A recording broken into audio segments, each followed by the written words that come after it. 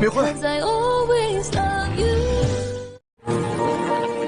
陈家俊，如果你愿意的话，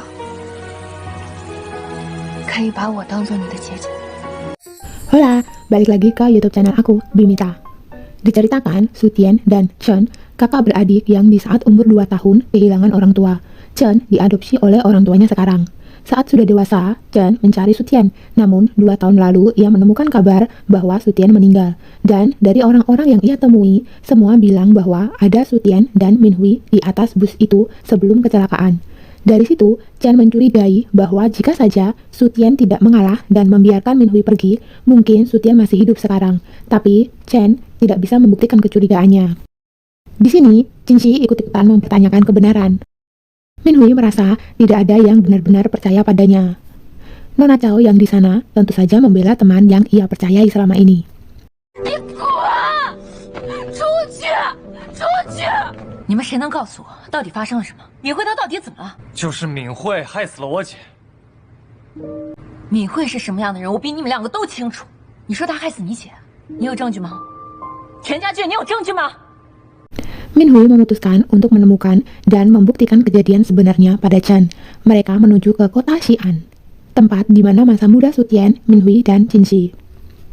Minhui, Jinxi, dan Chen menemui seorang polisi yang ikut andil dalam pemeriksaan kecelakaan bus waktu lalu.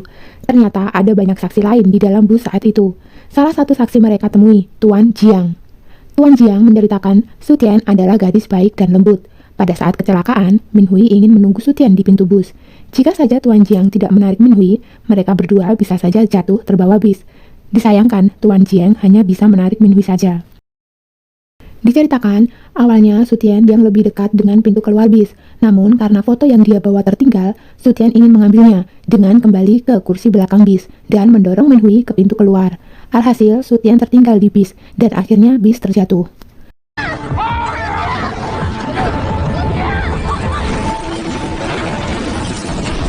Chen kaget mendengar ini karena tidak seperti yang ia dengar sebelumnya, bahwa Minhui lah yang mendorong Sutien ke belakang.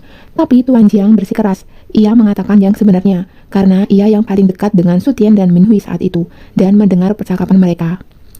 Chen menyadari bahwa Sutien meresikokan hidupnya untuk menghargai foto dia bersama adiknya. Chen merasa bersalah karena menyalahkan Minhui. Minhui juga menyayangkan ketidakberadaan Sutien sekarang. Minhui mengatakan jika Chen bersedia, ia bisa menjadi kakak bagi Chen. Ini nggak make sense sih, cuman gara-gara foto Sutien meresikokan hidupnya. Kan bisa foto itu disimpan di HP gitu sebelumnya, jadikan file gitu.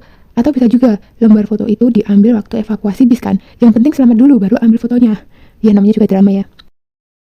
陈家俊，如果你愿意的话，可以把我当做你的姐姐。 Esok harinya, Jinxi dan Chen mengunjungi yayasan yatim piatu tempat Jinxi dan Sutien dulu. Diceritakan sebenarnya, orang tua Jinxi ingin mengadopsi Sutien, namun Sutien tidak mau karena ingin tetap di Cina mencari adiknya. Sehingga Sutien mengajukan Jinxi yang sakit jantung untuk diadopsi. Akhirnya Jinxi yang diadopsi dan dibawa ke luar negeri. Mereka bertemu Nyonya Li, pemimpin di yayasan itu. Nyonya Li menyampaikan bahwa ia bertemu Minhui. Jinxi pun langsung pergi mencari Minhui. Selama Minhui pergi, lalu di mana Xuan-Xuan? Xuan-Xuan awalnya bersama Nona Chao. Karena kesibukan, Nona Chao akhirnya meminta bantuan Dr. Zhou. Dr. Zhou yang bersama dengan Nona Shushu, wanita yang menyukainya, segera ke rumah Minhui. Ini pertama kalinya Nona Chao bertemu dengan Shushu, dan Nona Chao menyukainya. 你叫什么来着？我叫猪猪。我喜欢你，加油！跟藏母姐姐说拜拜，拜拜。 Seharian menghabiskan waktu bersama, Xuan-Xuan juga merasa terhibur oleh keberadaan Nona Cucu. Xuan-Xuan menyukainya. 猪爸爸，你误会猪猪姐姐了，她是圈圈喜欢的人，你要对她好一点。 Melihat dekatnya Dr. Zhou dengan Xuan-Xuan dan dari menjaga Xuan-Xuan sore ini, Nona Cucu mendapat jawaban bahwa Minhui, ibu Xuan-Xuan, adalah wanita yang disukai Dr. Zhou. 那个敏慧是不是就是你心里一直喜欢的那个人啊？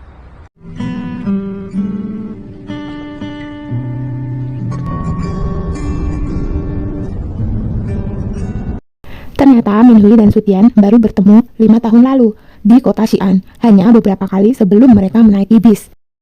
你猜我来石安镇是要干什么的？我是来见我的好朋友的。